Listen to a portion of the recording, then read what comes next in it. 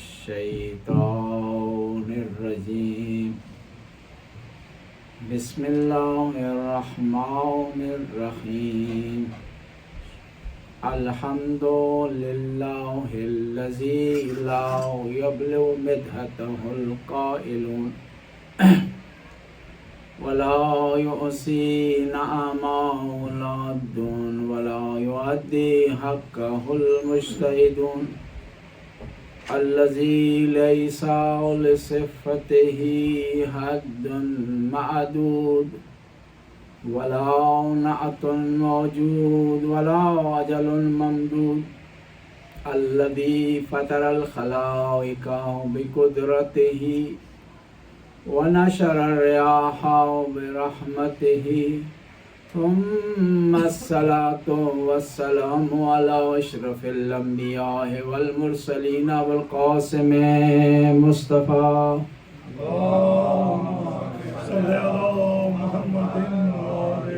وعلى عترته طيبين الطاهرين المعصومين المظلومين ولعنة الدائم على أعدائهم أجمعين من الآن إلى لقاء يوم الدين صلوات اللهم صل على محمد وآل محمد.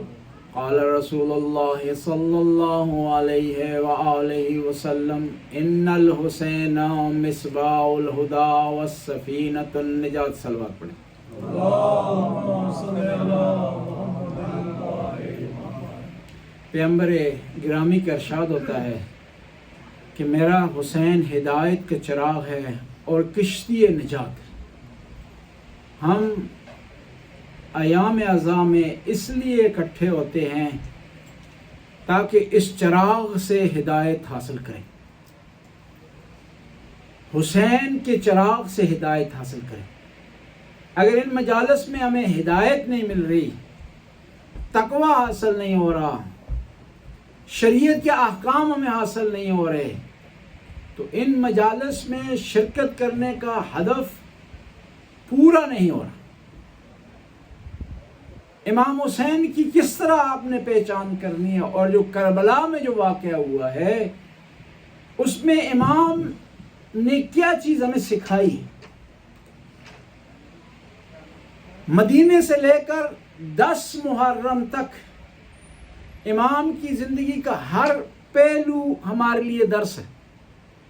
اگر امام کی دوسری زندگی کو آپ سائڈ پر چھوڑ دیں، صرف ان 6 مہینے کا امام کا جو سفر ہے یہ درس سے بھرا ہوا. اور آج جس ہستی کا تذکرہ کیا جاتا ہے وہ جناب علی اکبر ہے. کل فرصت نہیں ملی کہ میں غازی عباس کی سیرت پر مفصل روشنی ڈالوں، اور آج مناسبت تبدیل ہو گئی ہے، جناب علی اکبر سے متعلق بات ہوتی ہے.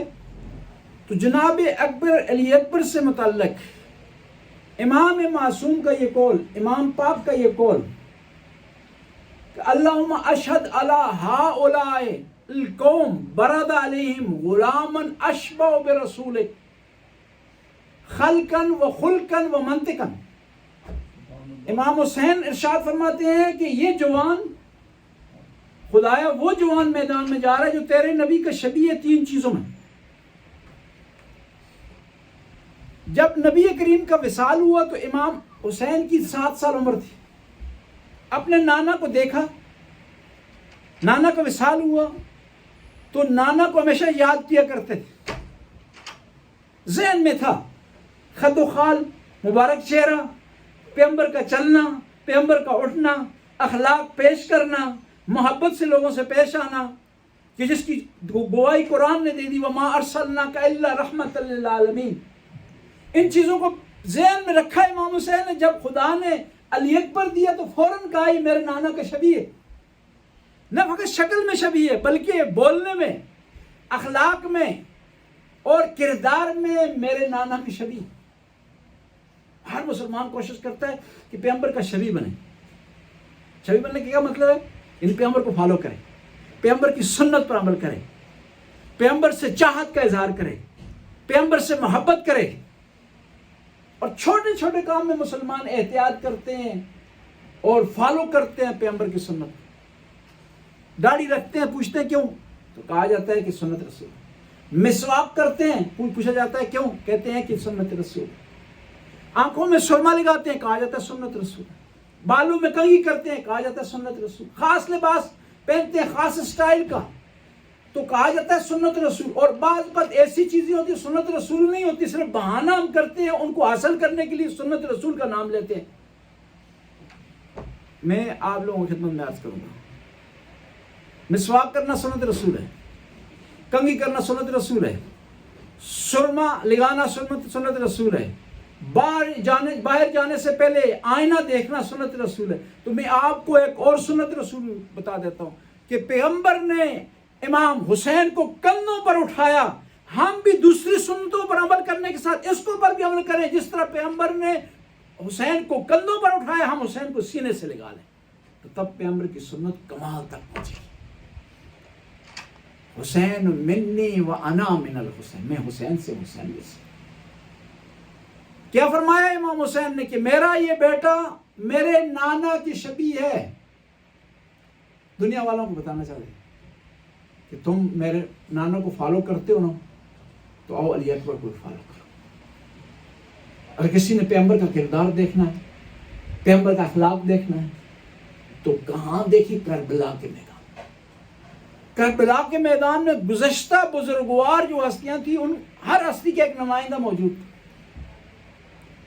علی کی شبی کون ہے؟ غازی عباس موجود ہیں کربلا. بی بی فاطمہ الزہرا کی شبی کون ہے؟ زینب کبریٰ کربلا میں موجود ہے.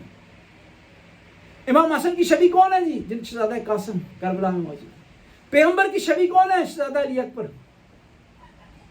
اور پیغمبر نے ارشاد فرمایا ہے کہ الا اخبرکم باشباکم بی, کیا تم نہیں چاہتے کہ میں تمہیں ایسے کام بتاؤں تاکہ میرے شبیہ ہو جاؤ, مجھ جیسے ہو جاؤ, یعنی مجھے فالو کرنے لگو. تو پیغمبر فرماتے قالوا بلا یا رسول اللہ. صحابہ اکرام نے ارشاد فرمایا یا رسول اللہ, ہم چاہتے ہیں کہ آپ جیسے بن جائیں, آپ کو فالو کریں, آپ کی سنت پر عمل کریں. تو کیا فرمایا؟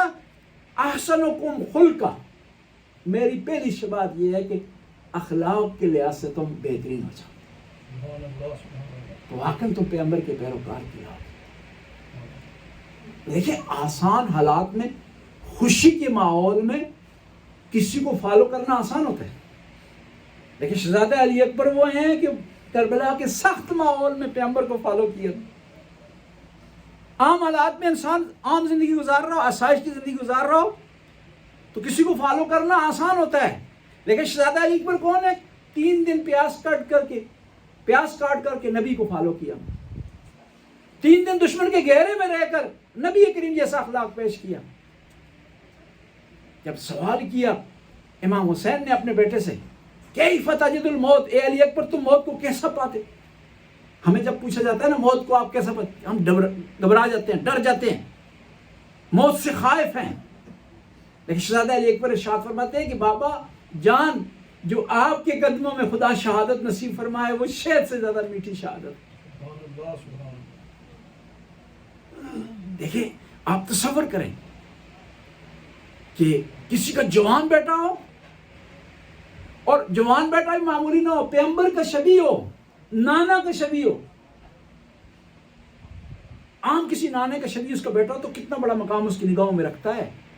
پھر نواسا ہو عظیم, جنت کے جوانوں کا سردار, نانا ہو عظیم, انبیاء کا سردار, پھر اس کو اپنے ہاتھوں سے خدا کے راستے میں قربان کرے, یہ کمال رکھتا ہے. ان الحسن والحسین سید شباب اہل الجنہ ابوہما افضل منہما. پیغمبر نے فرمایا کہ حسن اور حسین جنت کے جوانوں کے سردار. اب پوچھنے والا پوچھ سکتا ہے کہ جنت میں بھی تقسیم ہے, بوڑھے الگ ہیں, جوان الگ ہیں. نہیں, پیغمبر نے فرمایا جنت میں جو بھی جائے گا جوان ہوگا. یعنی جنت میں جو بھی ہوگا وہ حسن اور حسین کی سرداری میں ہوگا. آدم جنت میں جائیں گے تو حسن حسین کی سرداری میں ہوں گے, نوح جنت میں جائیں گے تو حسن حسین کی سرداری میں ہوں گے, ابراہیم جنت میں جائیں گے تو حسن حسین کی سرداری میں ہوں گے, موسیٰ جنت میں جائیں گے تو حسن حسین کی سرداری میں ہوں گے, عیسیٰ جنت میں جائیں گے تو حسن حسین کی سرداری میں ہوں گے.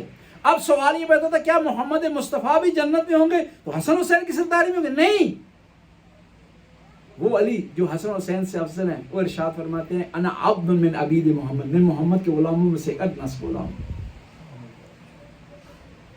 اتنا بڑا مقام حاصل ہے محمد رسول۔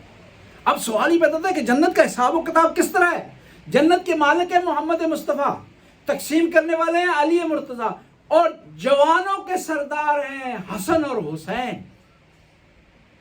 یعنی جو بھی جنت میں جائے گا حسن اور حسین کی سرداری میں ہوگا۔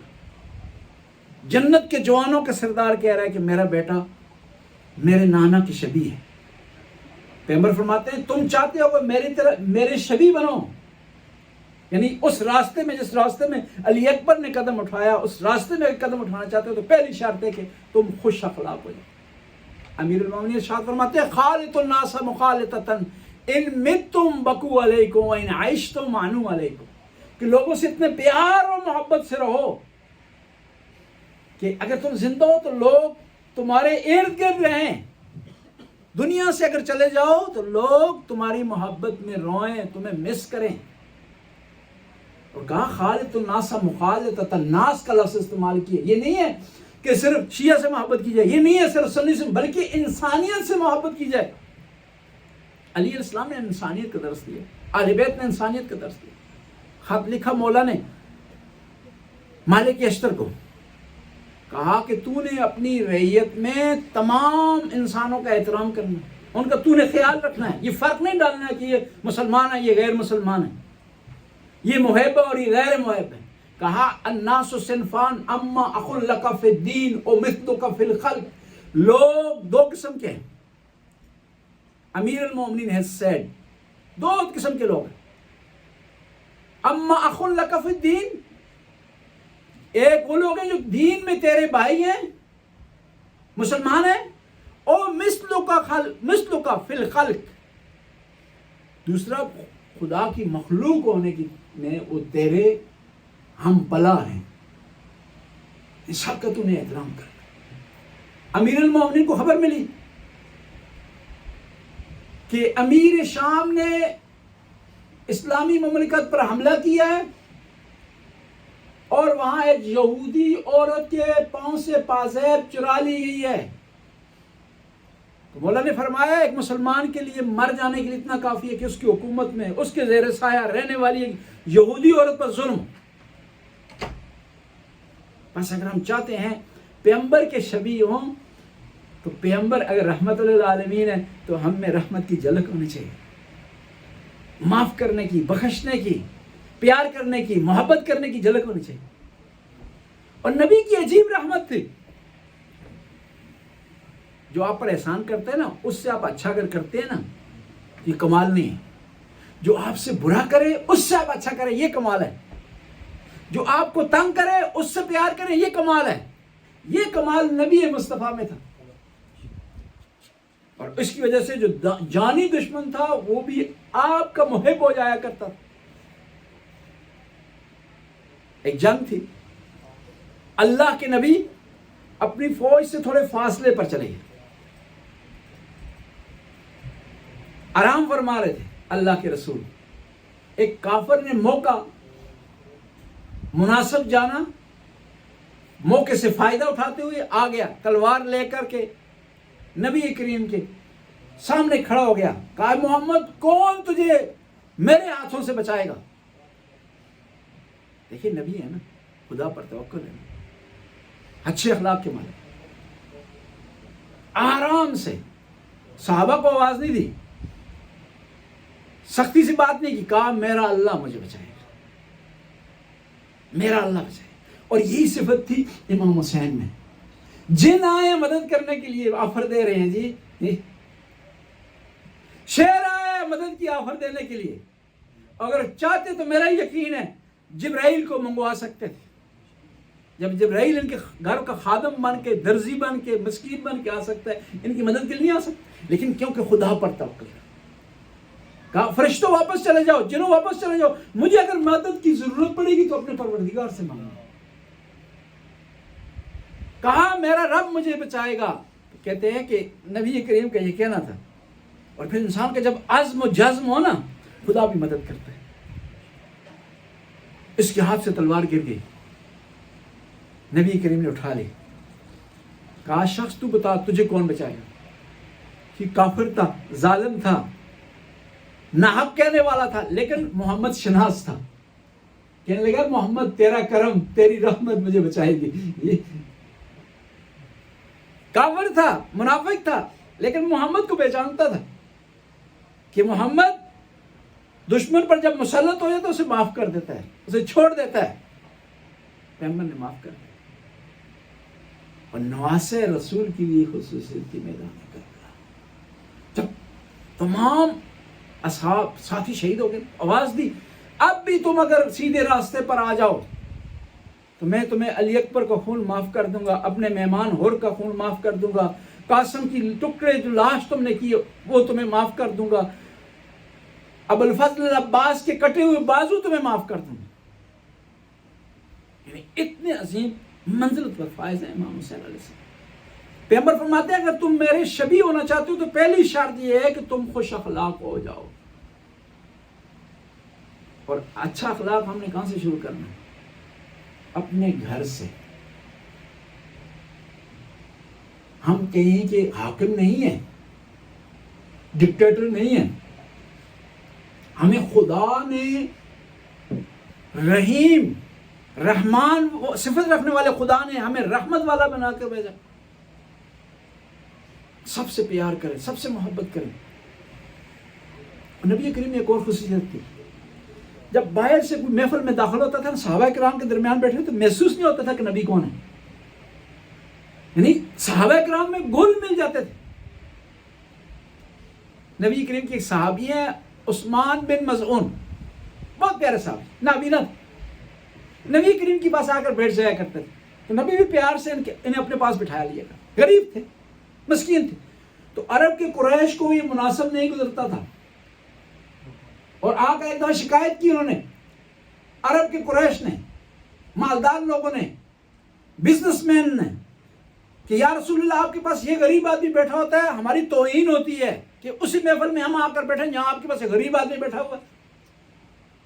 ان کا دل دکھ گیا تو خدا نے وہی نازل کر دی عبس و تولی.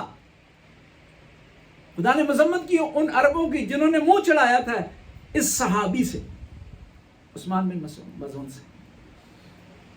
ناراض ہو گئے. اب ان لوگوں کو پتہ چلا نا کہ نبی کریم بھی ناراض ہو گئے اس بات پر. یا یہ کہنے لگے کہ ہم چاہتے ہیں کہ اپنی دولت، آدھی دولت عثمان بن مظعون کو دے دیں تاکہ یہ ہم سے راضی ہو جائے. محمد مصطفیٰ نے پوچھا عثمان کیا تو لینا پسند کرے گا؟ کہا نہیں میں نے لینا پسند نہیں کرتا، میرے لیے یہی دولت ہے کہ آپ کا قرب مجھے نصیب ہوئی ہے، آپ کی صحبت مجھے نصیب ہوئی ہے، اور میں کہیں ڈر رہا ہوں کہ ان کا مال میرے پاس آئے گا تو ان کی بری عادتیں بھی مجھ تک آ پہنچیں گے. پھر پیغمبر فرماتے ہیں کہ اگر تم چاہتے ہو الینکم کنفا، نرم مزاج ہو، تمہاری بات میں، تمہارے کلام میں، تمہارے رویے میں نرمی ہونی چاہیے، پیار سے بلاؤ.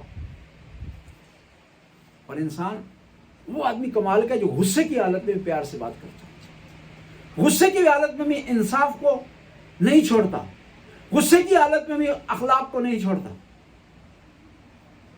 نبی کریم حتیٰ بعض کا لوگ غصہ کرتے تھے، آ کر کفار تنگ کرتے تھے، سختی کرتے، لیکن پیار سے جواب دیتے. اور میں ہمیشہ کہا کرتا ہوں کہ نبی کی رحمت کی مثال اس طرح ہے، جس طرح ایک گلاس میں دودھ ہو، اسے آپ سختی سے نکالیں پھر بھی دودھ نکلے گا، نرمی سے نکالیں پھر بھی دودھ نکلے گا. نبی کریم بھی اس طرح تھے، کوئی سختی کرتا تھا پھر بھی نرمی سے جواب دیتے تھے، اور جو نرمی سے پیش آتا تھا اسے بھی پیار و محبت سے پکارتے تھے. آپ مسجد نبوی گئے ہیں تو وہاں پر ایک ستون حنانہ ہے، یعنی گریہ کرنے والا ستون. وہ اصل میں ایک درخت تھا. نبی کریم اپنی محفل میں تشریف فرما ہوتے تھے تو صحابہ کرام سے ارشاد فرماتے تھے، تقریر کرتے تھے، واعظ کرتے تھے، نصیحت کرتے تھے. اب جس طرح اسلام پھیلتا گیا صحابہ کرام کی تعداد میں اضافہ ہوا تو بعض صحابہ کرام نے تجویز دی کہ ممبر بنا دیا جائے. ممبر بنایا جائے تو ستون نے رونا شروع کر دیا کہ مجھے نبی کی صحبت سے میں دور ہو گیا ہوں، اور مشہور ہو گیا. صحابہ کرام نے اسے روتے ہوئے سنا، اور اس طرح رو رہا تھا جس طرح ایک ماں اپنے بیٹے، جوان بیٹے کے دکھ میں روتی ہے. نبی کریم کیا تھے؟ نرم زبان رکھتے. اور بعض کا سوال یہ ہوتا ہے کہ بولنا بہتر ہے یا خاموش رہنا؟ بولیں، خاموش نہ رہیں، لیکن پیار سے بولیں. بولیں، خاموش نہ رہیں، لیکن محبت سے بولیں. لیکن افسوس سے کہنا پڑتا ہے کہ بعض ہماری ثقافتوں میں، بعض علاقائی ثقافتوں میں ہر بات پر ناسزا ہے، گالی ہے. ہم عام باتیں کر رہے ہوتے ہیں تو اس میں غلط لفظ استعمال کر رہے ہوتے ہیں. ہماری ثقافت بن گئی. یہ صحیح نہیں ہے، نبی کی مشن کے خلاف ہے. نبی کریم نے اتنی سختیاں ہونے کے باوجود بھی کسی کو برے الفاظ سے نہیں پکارا. سب سے سخت مرحلہ آپ پر گزرا جنگ خندق میں. وہاں پر جو سخت ترین لفظ استعمال کیا پیغمبر نے نا، وہ کہا کہ کون ہے جو اس کتے کی زبان بند کرے. عمر بن عبد الواد نے پتہ کیا کہا؟ عمر بن عبد الواد نے آ کر کہا، محمد خود آ میرے مقابلے میں یا اپنے کسی کو بھیج. رحمت للعالمین نے یہاں بتایا جو مجھے پکارے گا یا میری آل کو پکارے گا اس کا انجام یہ ہے. 70 سال تک، بلکہ اس سے زیادہ، اہل بیت کے خلاف زبان استعمال ہوتی تھی، زبان درازی ہوتی تھی. جمعے کے خطبے میں عبادت سمجھ کر کے اہل بیت کو بولا بڑا کہا جاتا تھا. مامون کا زمانہ آیا، مامون نے سختی کی کہ کوئی بھی ملعون اہل بیت کے خلاف زبان درازی نہ کرے. اس نے بڑی سختی کی. تو شام میں ایک مولوی تھا درباری، وہ باز نہیں آ رہا. تو مامون نے اپنے آدمی بھیجے اس کو گرفتار کر کے لے گئے. اس کو سمجھا رہے تھے، بتا رہے تھے اہل بیت کے خلاف زبان درازی نہ کرو، یہ برا کام ہے، گناہ ہے. یہ نہیں مان رہا تھا. اس کو لے آئے فوجی اس کے مامون کے، اور لا کر اریسٹ کر لیا، جیل میں ڈال دیا. امام رضا کو بلایا مامون نے. بلانے کے بعد کہا کہ ایک مولوی درباری جو باز نہیں آ رہا زبان درازی سے، اس کو ہم ابھی لاتے ہیں اور آپ اس کو سمجھائیں. دربان کو کہا گیا کہ لایا جائے. لایا گیا تو کتے کو لے آیا.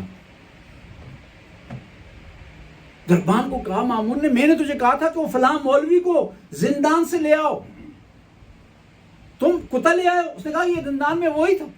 امام رضا نے ارشاد فرمایا کہ جو اہل بیت کے خلاف، نبی پاک اور ان کی آل کے خلاف زبان درازی کرے گا، یہ اس دنیا میں کتا بن جائے گا یا آخرت میں.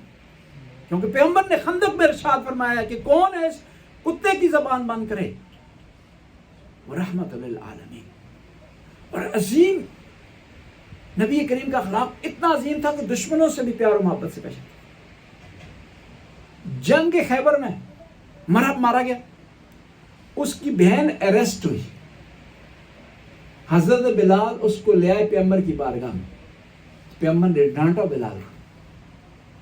کہا بلال تم نے زیادتی کی ہے. کہا کیا ہے؟ کہا بہن کو بھائی کے جنازے کے قریب سے تم نے کیوں گزارا؟ حالانکہ دشمن ہے، مقابلے میں آیا ہے، 40 دن اس نے ضائع کر دیے ہیں، اور بار بار پکار بھی رہا تھا، للکار بھی رہا تھا کہ محمد آؤ میرے مقابلے میں. لیکن وہ اس کا اپنا کردار ہے، جو ہے محمد مصطفیٰ کا اپنا کردار. ہم نے آل بیت سے سیکھا ہے پیار کرنا، محبت کرنا. حسین بن نمیر کربلا کے قاتلوں میں سے، اور جو مین افراد تھے ظلم کرنے، ان میں سے ایک ہے. شمر، خولی، ہرملہ، حکیم ابن طفیل، حسین ابن نمیر. یہ 5-6 افراد ہیں جنہوں نے پورا زور لگایا. کوئی ظلم رہا نہیں جنہوں نے آل بیت پر نہ ڈھایا. یہ آیس نے حملہ کیا عبداللہ بن زبیر کے خلاف جنگ کرتے ہوئے. اس کو شکست ہوئی، مدینہ میں واپس آ گیا. مدینہ کا کوئی آدمی اس کے لیے دروازہ نہیں کھول رہا تھا، اور مزید اگر اس کے لیے دروازہ نہ کھلتا تو یہ مر جاتا. دروازے کھٹکھٹاتا تھا، لوگ دروازے بند کرتے تھے. امام زین العابدین کے دروازے پر آیا، دروازہ کھٹکھٹایا.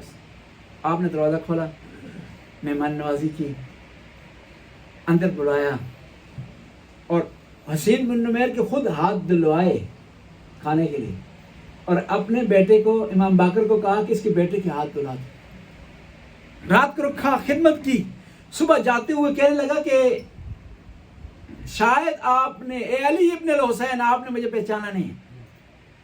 امام نے کہا اچھی طرح پہچانا میں نے، جب تیری چہرے پر میری نگاہ پڑی تھی تو مجھے اپنے بھائی علی اکبر یاد آ گئے تھے، تو وہ تھا جس نے میرے بھائی کے سینے میں برچھی مار کر توڑ دی تھی، اور تو نے یہ کہا تھا کہ آج دیکھتا ہوں کہ حسین کتنا صابر ہے، لیکن فرق ہے، آج تو ہمارا مہمان تھا، ہمارا یہ انداز تھا سلوک کرنے کا، اس وقت کربلا میں ہم تمہارے مہمان تھے، وہ تمہارا انداز تھا سلوک کرنے۔ امام زین العابدین ایک دفعہ گزر رہے تھے تو حکومت تبدیل ہوئی، تو نئی حکومت نے پرانے گورنر کو چوک میں لا کر باندھ دیا، اور لوگوں سے کہا گیا کہ جس کسی پر اس آدمی نے ظلم کیا وہ آ کر بدلہ لے سکتا ہے۔ ہر کوئی آ رہا تھا، کوئی پتھر مار رہا تھا، کوئی سے برا بلا کہہ رہا تھا۔ امام زین العابدین کو گزر ہوا اس کے قریب سے، کہا ہے بندہ خدا، اس مشکل وقت میں سجاد تیری کیا مدد کر سکتا ہے؟ تو یہ آدمی رو گیا، اس نے کہا جن لوگوں کو میں نے کچھ نہیں کہا وہ مجھ پر ظلم کر رہے ہیں، جن پر واقعی حقیقی طریقے سے میں نے ظلم کیا ہے، ان کا کردار یہ ہے۔ ہمیشہ ظلم کا جواب محبت سے دیں۔ اگر آپ اہل بیت کے ماننے والے ہیں، اہل بیت کے چاہنے والے ہیں، اہل بیت نے محبت سکھائی، اس کربلا کے میدان میں بھی محبت سے پیش آ رہے ہیں، اپنے ساتھیوں سے بھی، دشمن سے بھی۔ دیکھیں عرب کے اصول تھے جنگ کے، کچھ رات کو حملہ نہیں کرتے تھے، ان کا اصول تھا، خواتین پر حملہ نہیں کرتے تھے، ان کا اصول تھا عرب کا، وہ اپنے کو مرد سمجھتے تھے نا۔ پانی دشمن پر بند نہیں کرتے تھے، دشمن کو گھیرے میں نہیں ڈالتے تھے، لیکن کربلا میں عربوں نے یہ اصول بھی توڑ دیے۔ لیکن نواسہ رسول کھڑے ہیں میدان میں، شہزادہ علی اکبر پھر بھی کھڑے ہیں میدان میں، شہزادہ قاسم پھر بھی کھڑے ہیں۔ انہوں نے پہلا اصول توڑا، پانی بند کر دیا۔ عرب کے لیے ننگ و عار ہوتا تھا، شرم کی بات ہوتی تھی، شیم ہوتا تھا عرب کے لیے کہ وہ کسی پر پانی بند کرے اور دشمن کو پانی بند کر کے شکست دیں، یہ ان کی مردانگی کے خلاف تھا۔ لیکن کربلا میں ایسا کیا۔ عربوں کا ایسا ہوتا تھا کہ وہ خواتین پر حملہ نہیں کرتے تھے، کربلا میں کیا۔ عربوں کو ہوتا تھا کہ جو آدمی جنگ نہیں لڑ سکتا اس کے در پہ نہیں ہوتے تھے، لیکن کربلا کے میدان میں عجیب منظر تھا، جو جنگ کر سکتا تھا اس کو بھی شہید کیا، جو نہیں کر سکتا اس کو بھی شہید کیا۔ کربلا کا منظر کچھ اس طرح تھا نا۔ امام حسین نے غازی عباس کی ڈیوٹی لگائی تھی کہ تو نے شہداء کو، جنگجوؤں کو تیار کر کے میدان میں روانہ کرنا ہے۔ غازی عباس اس طرح سے روانہ کرتے تھے، امام حسین لاشیں اٹھا کر آتے، اور تیار کرنے کا ایک اور مقصد یہ تھا کیونکہ ان میں سے بہت سارے جنگجو ایسے تھے جن کی سائز کی زریں نہیں بنی تھی، جن کی سر کے سائز کے خود نہیں بنے تھے۔ امام نے ڈیوٹی لگائی کہ تو نے اے غازی، تو نے کیا کرنا ہے، ان کو زریں پہنانی ہیں، ان کے سروں پر خود رکھنے ہیں، اور جو سوار نہیں ہو سکتے ان کو تو نے اٹھا کر بٹھانا ہے گھوڑے کی زین پر۔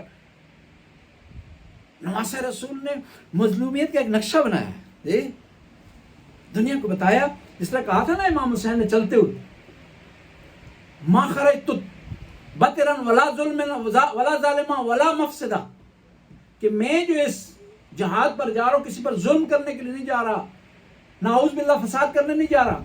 اريد ان آمر بالمعروف وانہی عن المنکر، میں چاہتا ہوں کہ امر بالمعروف کروں اور نہی عن المنکر کروں۔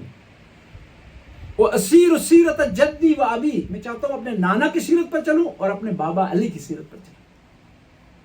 پیغمبر فرماتے ہیں کہ جو میرے شبیہ ہونا چاہتا ہے، پہلی شرط یہ ہے کہ اس کا اخلاق صحیح ہونا چاہیے، دوسری شرط یہ ہے کہ وہ کیا ہونا چاہیے، اس کی زبان میں نرمی ہو، تیسری شرط یہ ہے کہ ابرأکم بقرابتہ، اپنے رشتہ داروں سے اچھا سلوک کریں۔ پیغمبر گرامی اپنے رشتہ داروں سے حتیٰ جنگ کی حالت میں اچھا سلوک کرتے تھے۔ جنگ کے بدر میں 3 آدمی پیغمبر کے بہت قریب تھے، جنگ میں اسیر ہو کے آ گئے، قیدی بن کے آ گئے، حضرت عباس، تاریخی حقیقت ہے. جناب طالب، جناب عقیل.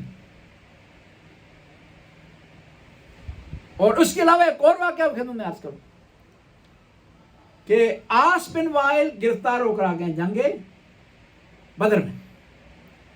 آس بن وائل کون ہے؟ پیغمبر کی منہ بولی بیٹی کے شوہر ہیں. اب تاریخی اختلاف ہے اہل سنت و شیعہ میں اس میں کہ وہ جو پیغمبر کی بیٹیاں تھیں یا حضرت خدیجہ کی پچھلے شوہر کی بیٹیاں تھیں یا حضرت خدیجہ کی بہن کی بیٹی تھی. اس اختلاف کی طرف نہیں جاتے. آس بن وائل گرفتار ہو کر آ گئے. یہ کون ہے؟ شوہر ہے. ان بچیوں میں سے ایک بچی کا جو پیغمبر کی منہ بولی بیٹی ہے. اب پیغمبر نے کہا کہ ایک کافرو، تم یا ہمارے 10 آدمیوں کو پڑھنا لکھنا سکھاؤ یا فدیہ دو. فدیہ دو، تمہاری چھوٹ ہو جائے گی. آس بن وائل نے پتہ کیا کیا؟ وہ ہار بھیجا اپنے آپ کو چھڑوانے کے لیے جو حضرت خدیجہ نے شادی کی رات پیغمبر کی منہ بولی بیٹی کو دیا تھا. پیغمبر کی نگاہ پڑی اس ہار پر نا تو پیغمبر رو گئے. حضرت خدیجہ یاد آ گئی. کہا مسلمانوں، میں نہیں کہتا تمہیں کہ میری بات پر عمل کرو، اگر ممکن ہے تو میری خدیجہ کا دیا ہوا ہار نہ لو، اس کو واپس کر دو. اور انسان نے انصاف اور پیار محبت اپنے گھر سے شروع کرنا. پیغمبر نے اس کا درس دیا ہے. قرآن کی آیت نازل ہوئی کہ اس کے بعد کسی کو حق حاصل نہیں ہے کہ وہ اللہ کے رسول کو محمد کہہ کر پکارے یا کسی رشتے سے پکارے. کسی کو حاصل نہیں. یعنی کسی کا چاچا ہے، کسی کے ماموں ہے، وہ نہیں کہہ سکتا یا رسول اللہ کہے. قرآن نے کہا وما محمد الا رسول. تو جب بی بی فاطمہ کو یہ خبر پہنچی تو آپ نے بھی اس کے بعد یہ کہنا چھوڑ دیا، بابا کہنا چھوڑ دیے. تو پیغمبر رو گئے، فاطمہ تیرے لیے یہ آیت نازل نہیں ہوئی، تو جو ہے مجھے بابا کہہ سکتی ہے. میں عرض کر رہا تھا کہ کتنے کریم تھے نبی کریم. آخری ایام تھے، حجۃ الوداع کا بعد کا معاملہ ہے. صحابہ کرام کے درمیان تشریف فرمایا اور فرماتے ہیں اگر کسی پر میرے ہاتھ سے ظلم ہو، زیادتی ہو، مجھ سے بدلہ لے سکتا ہے. صحابہ کرام نے رونا شروع کر دی. محبت کرتے تھے یہ اللہ کے نبی سے، رونا شروع کر دی. انہیں صحابہ کرام میں سے ایک آدمی آگے بڑھا. اس نے کہا کہ یا رسول اللہ، آپ فلان جنگ میں صفیں سیدھی کر رہے تھے تو آپ کے ہاتھ میں ایک درہ تھا، سٹرک تھی، اور آپ نے صفیں سیدھے کرنے کے دوران مجھے سٹرک ماری ہے، اور اتفاق سے اس وقت میرا بدن ننگا تھا، تو میں آپ سے بدلہ لینا چاہتا ہوں. لیکن درہ بھی وہی ہونا چاہیے جو آپ کے ہاتھ میں تھا تاکہ انصاف پورا ہو جائے، اور آپ کا بدن بھی ننگا ہونا چاہیے، کپڑا نہیں ہونا چاہیے اس پہ. صحابہ کرام غصہ آ گیا کہ یہ آدمی گستاخی کر رہا ہے، ہو ہی نہیں سکتا نبی کریم نے کسی سے ظلم کی ہو. تو پیغمبر نے اشارہ کیا اپنے پیارے صحابہ کو، سارے خاموش ہو جائیں، اس کا اور میرا معاملہ ہے، کیونکہ عدل قائم کرنے کے لیے، انصاف قائم کرنے کے لیے. تو پیغمبر نے کہا کہ وہ درہ فاطمہ کے گھر میں ہے. امام حسن کو بھیجا گیا کہ وہ درہ جا کر لے آئے. امام حسن آئے روتے ہوئے ماں کے پاس. کہا کہ ایک شخص ہے جو نانا سے بدلہ لینا چاہتا ہے. بیوی فاطمہ تو زہرا رو گئی. کہا کہ علی کہاں ہے، ان سے کہیں کہ یہ شخص ایسا نہ کرے، میں برداشت نہیں کر سکتی کہ میرے بابا پر کوئی اس طرح ظلم کرے. امام حسن نے کہا کہ نانا جان نے منع کیا کہ کوئی آدمی اور دخالت کرے. درہ آیا گھر سے، اس آدمی نے پکڑا، کہا کہ آپ اپنے بدن کو ننگا کریں، کپڑا ہٹائیں اس سے. پیغمبر گرامی نے کپڑا ہٹایا، یہ قریب جا کر اس نے مہر نبوت کا بوسہ لیا. کہا یا رسول اللہ، میری جرت کہ میں آپ پر ظلم کروں یا آپ سے بدلہ لوں، اور یہ ممکن ہی نہیں کہ آپ نے کسی پر زیادتی کی ہو، بلکہ میں چاہتا تھا اس بہانے مہر نبوت کو چوم لوں، دنیا اور آخرت کی سعادت حاصل کر سکوں. شہزادہ علی اکبر پیغمبر کے شبیہ تھے. میدان کربلا میں جب اترے ہیں نا، نور کی ایک اماری ظاہر ہوئی،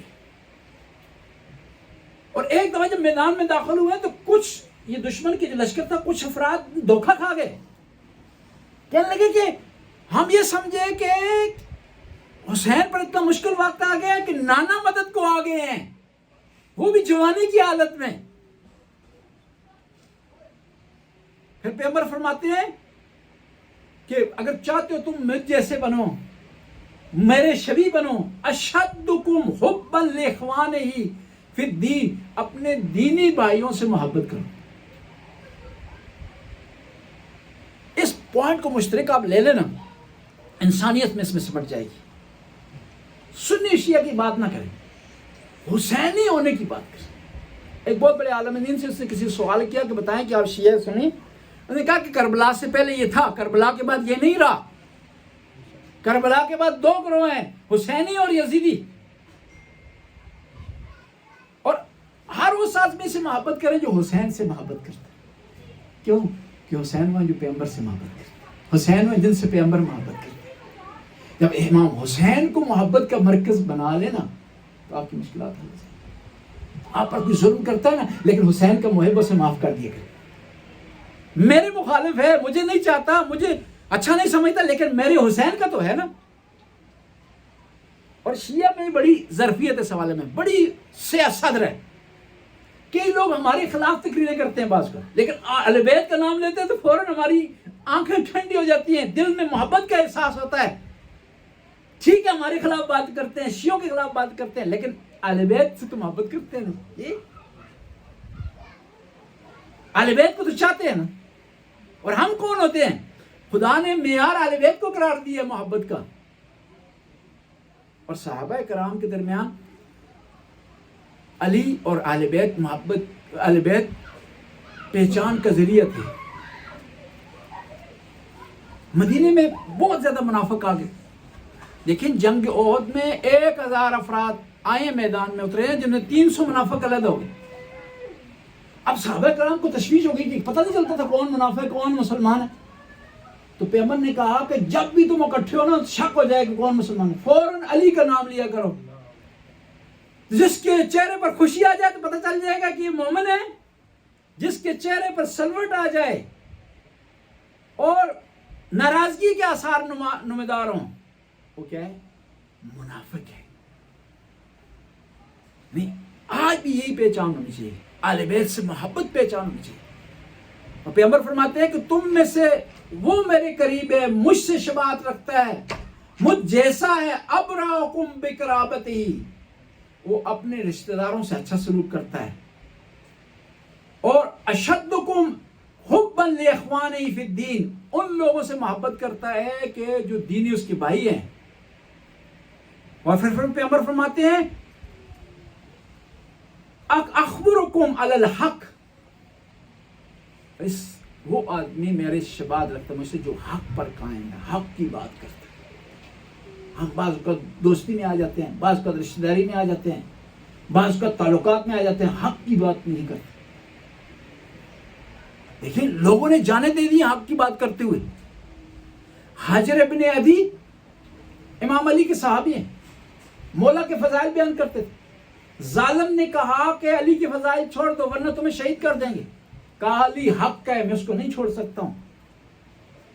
شام سے باہر لے آئے میدان میں، باپ کو، بھائی کو اور بیٹے کو. اب کہا کہ آپ انتخاب کر لیں، سب سے پہلے کس کو شہید کیا جائے، حجر ابن عدی کو کیا جائے یا ان کے بیٹے کو؟ تو کہنے لگے پہلے مجھے شہید کریں. ممکن ہے میرے سامنے میرے بیٹے کو شہید کیا جائے تو میں برداشت نہ کر سکوں اور حق سے پھر جاؤں. لوگ حق کے لیے لوگوں نے جانے دیے، حق پر قائم رہنے کے لیے. اور پیغمبر نے حتیٰ کافروں سے بھی اگر کوئی بات کی ہے تو حق کی بات کی.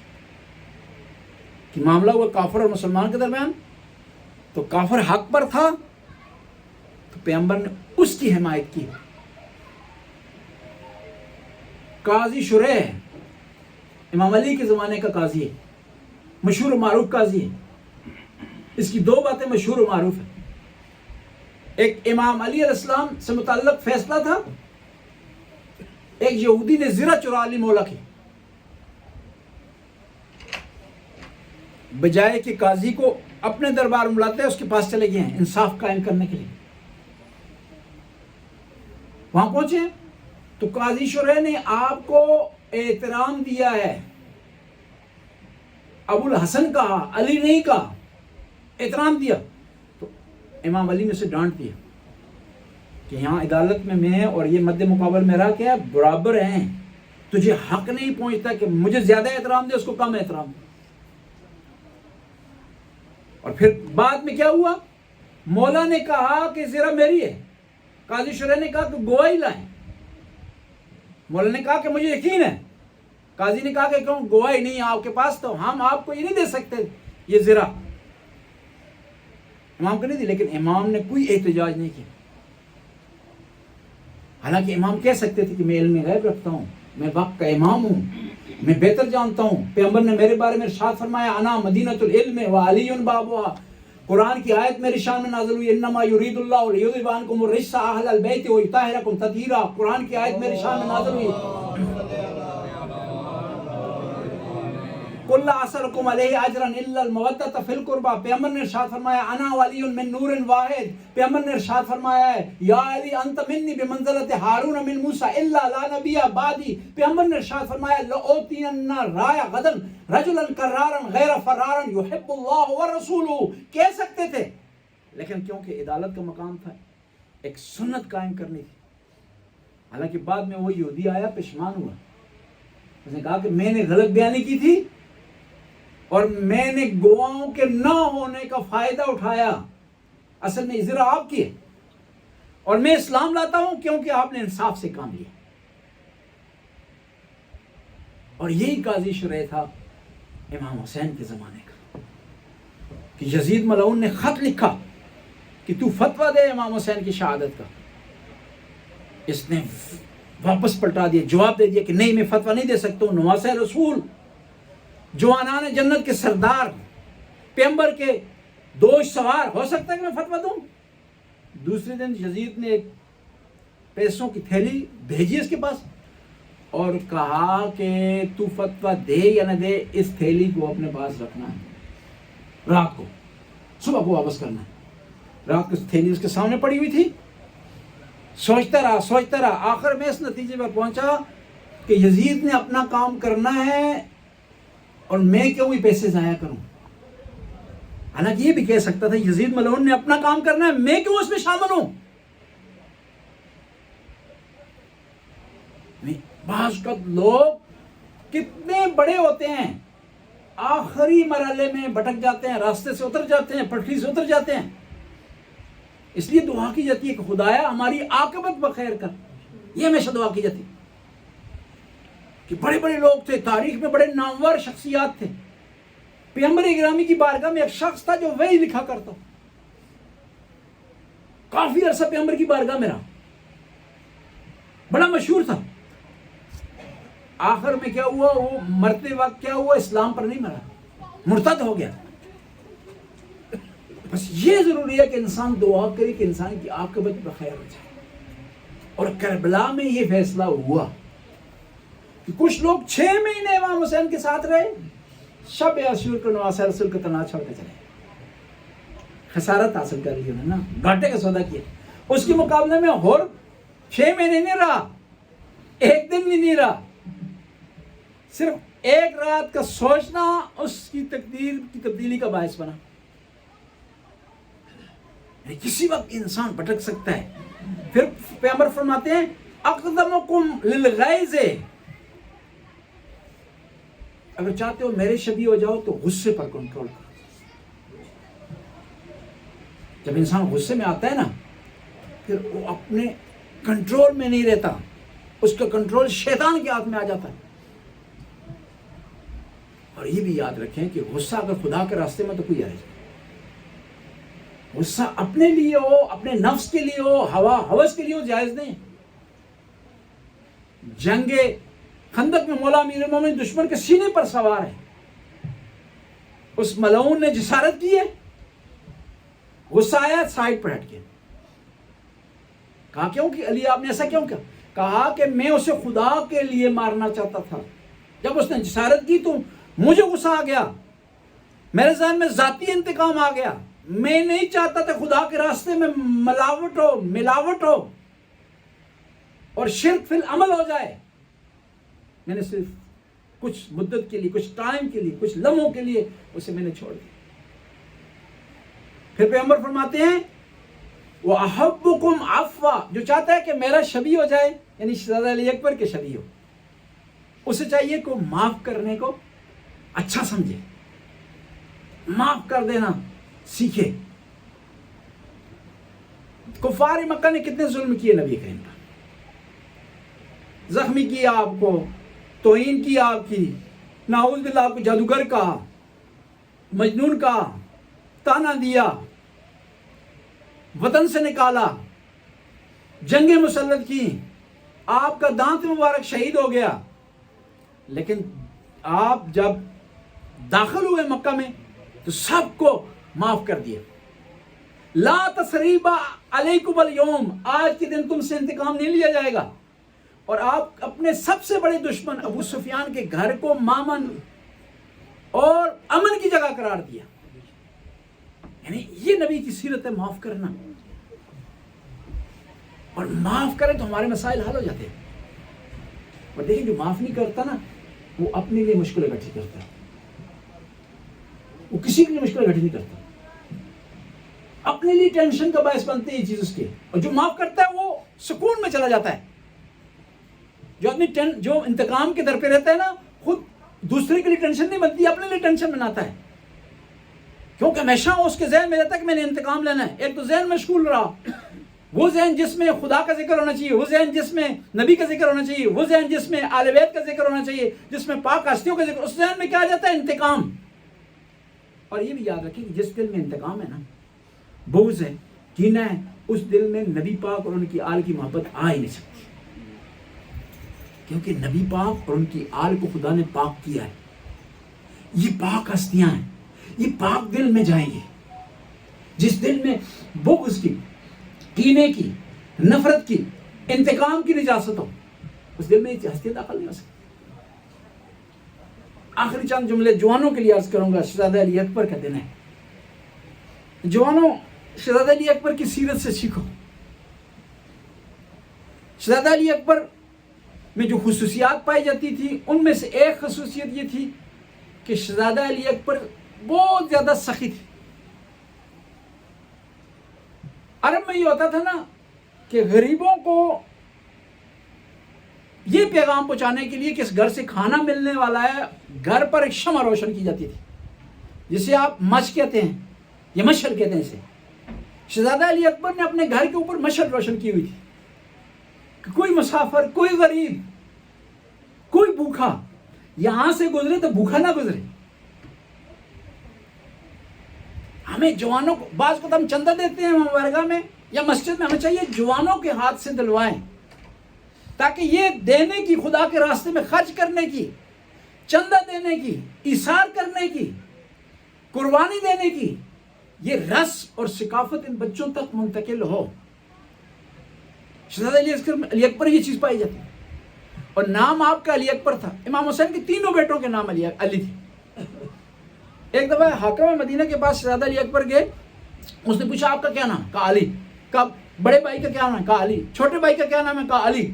کہا یہ کیا ہوا کہ آپ کے والد کو اور کوئی نام نہیں ملا، سب کے نام علی رکھتی ہیں؟ امام حسین کو جب پیغام پہنچا نا تو کہنے لگے اس سے جا کر کہہ دینا اگر خدا مجھے 1000 بیٹے دے نا تو سب کے نام علی رکھوں گا، تاکہ علی کی دشمن کا کلیجہ جلا سکوں۔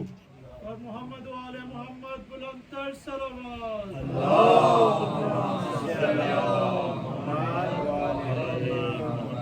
اور شہزادہ علی اکبر کی دوسری خصوصیت تھی کہ بہادر تھے۔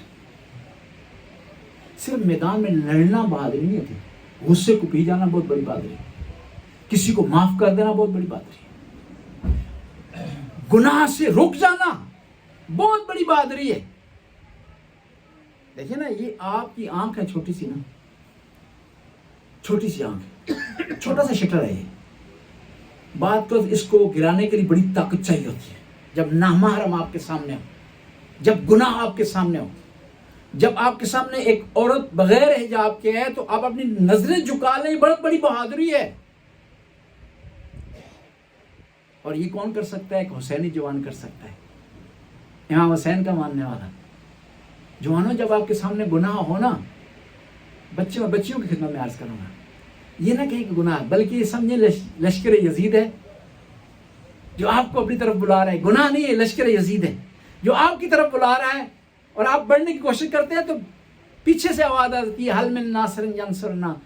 اے جوان، تو میرا عزادار ہے، میرا ماننے والا ہے، تو حسینی ہے، مجھے چاہنے والا ہے، کیسے ہو گیا آج یزید کی لشکر کی طرف جا رہا ہے؟ تجھے تو حر بننا تھا. گناہ کے سامنے انسان کھڑا ہو اور پھر وہاں حر بن جائے تو کامیاب ہے. وہاں ایک لائن کا فاصلہ ہے نا جی، حر کے سامنے ایک لائن تھی، اس طرح جنت اور اس طرح جہنم.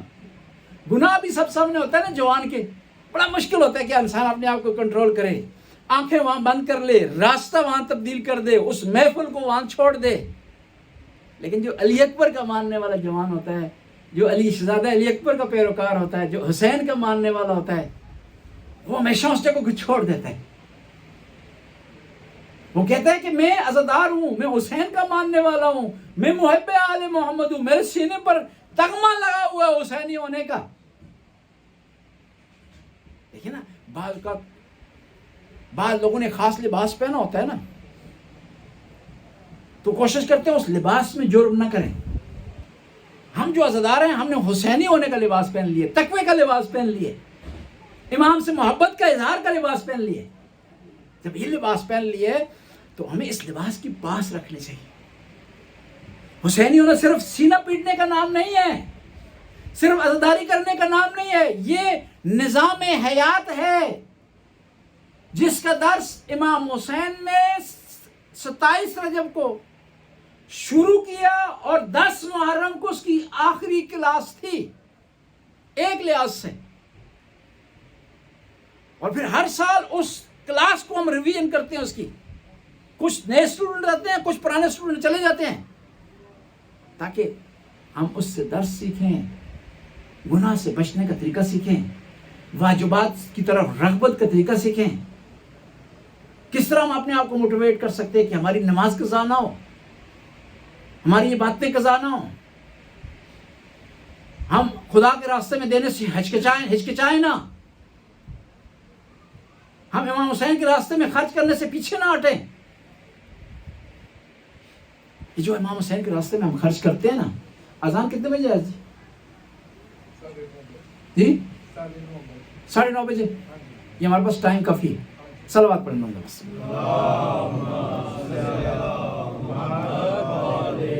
ہمارے کانوں پر یہ آواز جب پڑتی ہے نا، حل من ناصر ینصرنا کی، حل من ذابن یذب حرم رسول اللہ کی، تو ہر آدمی اپنے استطاعت کے مطابق، اپنے طریقہ کار کے مطابق امام کا جواب دیتا ہے.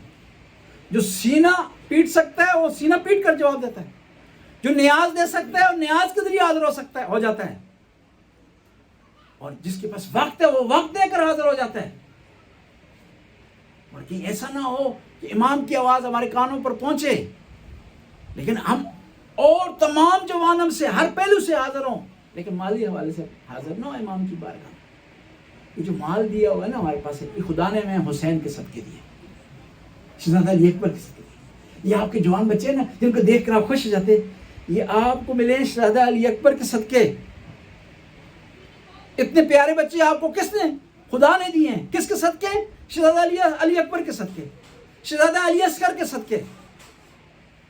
جب ان ہستیوں کے صدقے دیے ہیں آپ کو خدا نے، تو ان بچوں کا صدقہ اتار کر کے کوشش کریں اس کو خدا کے راستے میں خرچ کریں، خدا کے راستے میں دیں.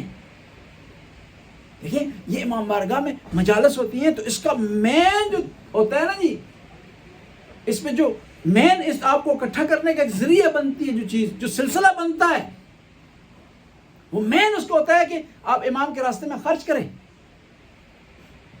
تاکہ یہ مجالس صحیح طریقے سے برپا ہو سکیں اور آپ کی طرف سے بھی حاضری ہو سکے. اور یہ بھی یاد رکھیں کہ ممکن ہے آئندہ محرم یہ فرصت ہمیں تک نہ ملے، یہ چانس ہم نہ ملے آئندہ محرم. سفر میں ہوں، خدا نہ خواستہ کوئی بیمار ہو جائے، خدا نہ خواستہ دنیا میں نہ رہے، اور پھر پچھتاوا ہو کہ کاش کہ اس محرم میں صحیح ڈیوٹی دیتا، صحیح معنی میں عزاداری کرتا، صحیح معنی میں پرسہ دیتا، صحیح معنی میں امام حسین کو ان کی علی اکبر کا پرسہ دیتا کہ قاسم کا پرسہ دیتا، ممکن دوبارہ فرصت ہم نے۔ شہزادہ علی اکبر کی خصوصیات میں سے ایک خصوصیت، امام حسین نے نا سب سے بہترین قربانی خدا کے راہ میں راستہ میں پیش کی، اس میں کوئی شک نہیں۔ اور پھر یہ واحد شہید ہیں کربلا کے شہزادہ علی اکبر کی جن کی لاش کے ٹکڑے ٹکڑے ہوئے ہیں، وَقَطَعُوا إِرْبًا إِرْبًا، روایت کے الفاظ ہیں۔ اور یہ واحد شہید ہے کہ جس پر امام حسین علیہ السلام نے گریہ کیا۔ کہتے ہیں جب اصحاب چلے گئے نا، باری آئی بنی ہاشم کی، بنی ہاشم میں سب سے پہلے جو جوان آیا ہے قربان ہونے کے لیے وہ علی اکبر ہے۔ جو بھی شہید آتا تھا، ایک صلوات پڑھنے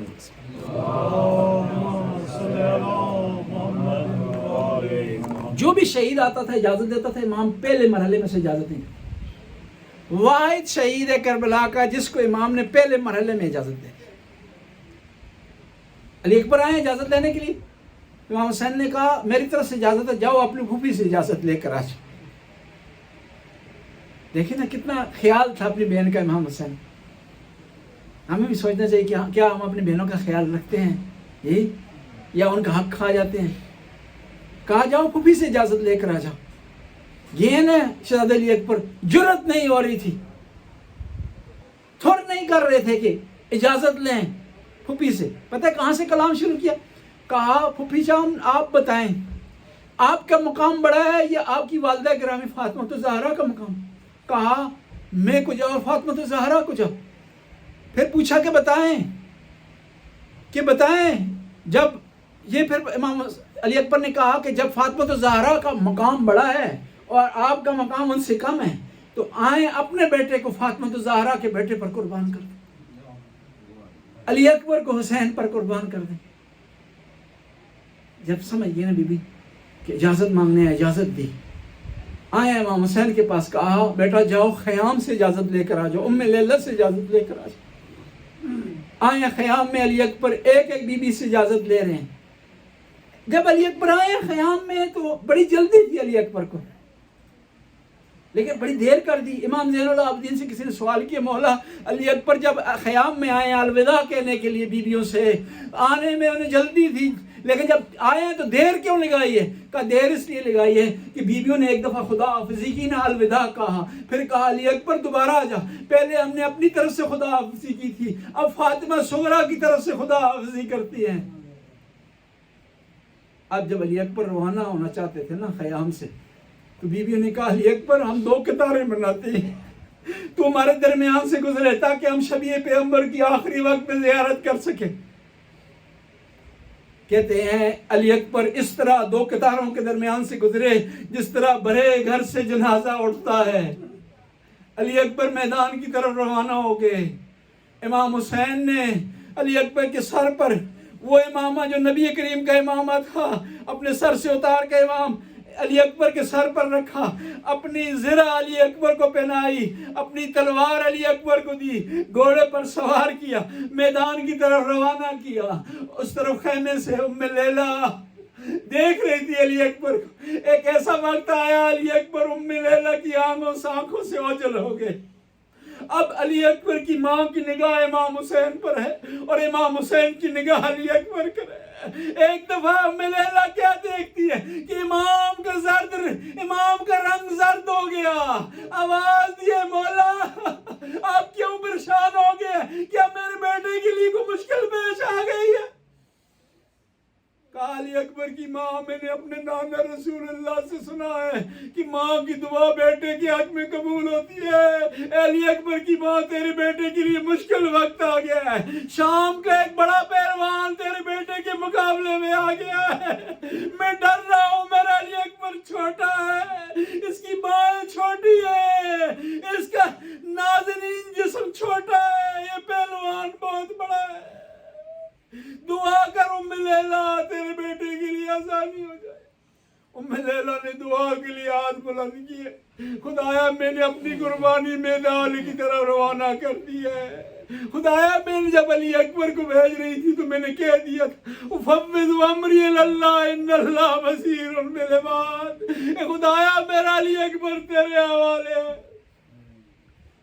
علی اکبر نے ایک وار کیا، اس کو پھر نہر کیا، اب لڑتے رہے، لڑتے لڑتے جب تھک گئے نا واپس آگے مولا کے پاس آ کہتے ہیں یا ابتا سکل الحدید قد اجہدنی والعطش قد قتلنی، بابا اس لوہے کی سنگینی نے میری کمر کو چکا دیا اور پیاس نے مجھے مار ڈالا ہے، حل الماء سبیل، کیا پانی بابا مل سکتا ہے؟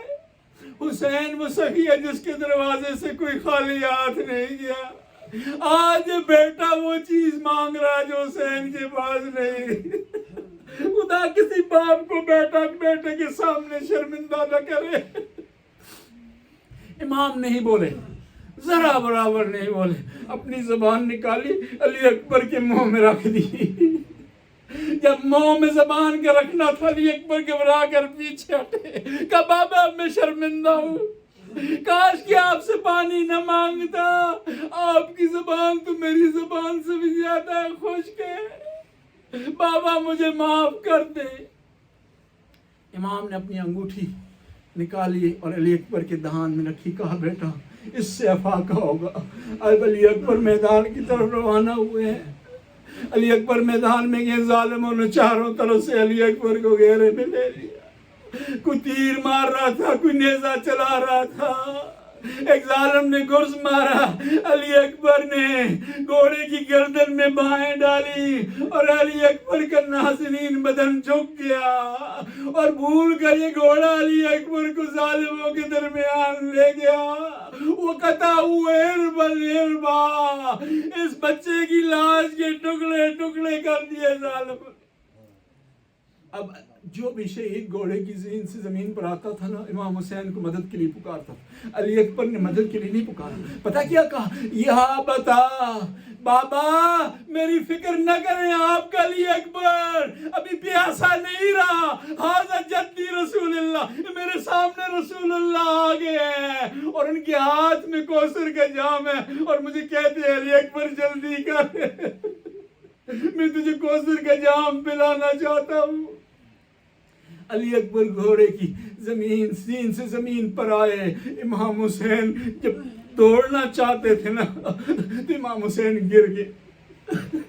اسرار الشہادہ والے نے بڑے پیارے جملے لکھے ہیں، زانو بزانو بلا سے پسر رسی، امام اٹھنے کی طاقت نہ رہی، کوڑیوں کی بل علی اکبر کی لاش پر پہنچے، علی اکبر کے سر کو گود میں لیا۔ روایت میں صرف 2 شہیدوں سے متعلق ملتا ہے، کیا کیا امام نے؟ ایک جون سے متعلق ہے، وَذَا خَدُّ وَلَا خَدُّ، امام نے اپنے رخساروں کو علی اکبر کے رخساروں پر رکھا، وَبَكَى بُكَاءً شَدِيدًا، بلند آواز سے امام روئے۔ اب کیا دیکھتے ہیں امام؟ علی اکبر نے اپنے سینے پر ہاتھ رکھا ہوا ہے، خون کا فوارہ جاری، کہا علی اکبر بیٹا یہ کیا ہے؟ کہا ایک ظالم نے برچھی ماری ہے اور برچھی مار کر توڑ دی اور یہ کہہ رہا تھا کہ میں آج دیکھتا ہوں کہ حسین کتنا بڑا صابر ہے۔ امام نے برچھی کے دستے پر ہاتھ ڈالا اور آواز دی، نانا رسول اللہ میرے جد امجد ابراہیم کو کربلا میں لے آئے اور انہیں بتائیں کہ میں نے اپنے اسماعیل کے پاؤں نہیں باندھے، میری آنکھوں پر پٹی نہیں ہے۔ پھر امام نے پتہ آخری جملہ کیا کہا علی اکبر بیٹا تو نے آسانی خرید لی ہے، تجھے نانا رسول اللہ نے جام کوثر پلا دیا ہے، لیکن تیرے بابا نے ابھی مزید پیاس کاٹنی ہے، تیرے بابا نے لاشیں اٹھانی ہے۔ اللہ لعنت اللہ قوم الظالمین فسیعلم الذین ینقلبون من ینقلب۔ خدا اس کلیل سی حالت کو قبول و منزل فرما، ہمارے گناہوں سے درگزر فرما، نیک کام کرنے کی توفیق عطا فرما، برائیوں سے محفوظ رہنے کی توفیق، یا اللہ حاضرین کی توفیقات میں اضافہ فرما، یا اللہ جو حاجت رکھتے ہیں ان کی حاجت روائی فرما، کہ پریشان حال کی پریشانی کو آسانی میں تبدیل فرما، تنگ دستوں کی تنگ دستی کو برطرف فرما۔ خدایا تو غفور رحیم ہے، ہماری اولاد کو نیک اور صالح بنا، آل بیت کے راستے پر چلنے والا بنا، محب آل بیت بنا، یا اللہ عبادتوں کی پابندی کرنے والا بنا، یا اللہ تو غفور رحیم رحم کرنے والا ہے، کرم کے۔ اس وقت پوری دنیا میں عزاداری ہو رہی ہے، مجالس ہو رہی ہیں، جلوس ہیں، خدایا ان جلوسوں کی، ان مجالس کی، ان عزاداروں کی حفاظت فرما۔ علماء کرام کی تعلیم جو تعلیمات دے رہے ہیں یا اللہ، جو پڑھ رہے ہیں، بیان دے رہے ہیں، یا اللہ اس کو قبول فرما۔ ذاکرین حضرات کی ذکر کو قبول فرما، یا اللہ نوحان حضرات جو ڈپٹی دے رہے ہیں، خدمت کر رہے ہیں، ان کی اس حاضری کو قبول فرما۔ یا اللہ تو غفور رحیم رحم کرنے والا ہے، کرم کرنے والا ہے۔ وقت کے امام کے ظہور میں تعجیل فرما، ہمیں امام کے انصار میں سے قرار دے۔ ربنا آتنا فی الدنیا حسنہ وفی الآخرۃ حسنہ وقنا عذاب النار۔ اللہم صلی علی محمد۔